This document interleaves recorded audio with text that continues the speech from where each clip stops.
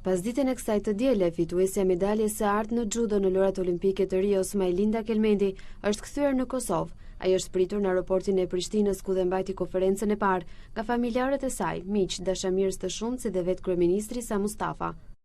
Kena punu shumë bashkarisht për me arrit këtë sukses që ndoshta shumë shtete në botë e kanë ëndër me arrit, edhe realisht rruga ka qenë shumë e vështirë me shumë pengesa, edhe ndoshta me shumë maltretime të cilat po shpresoj shumë që brezat e ri, ata që vinë pas me nuk kanë me i pas. Periuda ma e vështirë e krejt kësaj ka qenë viti 2015, kur kom pas lëndime. Në fillim gjuri, pastaj shpinda, 100 gjana tjera. Edhe realisht kom mendu që nuk kom u kthy asnjëherë që ashtu që shumë konë. Ka qenë periuda ma e vështirë për mu, jo veç fizikisht, po edhe mentalisht.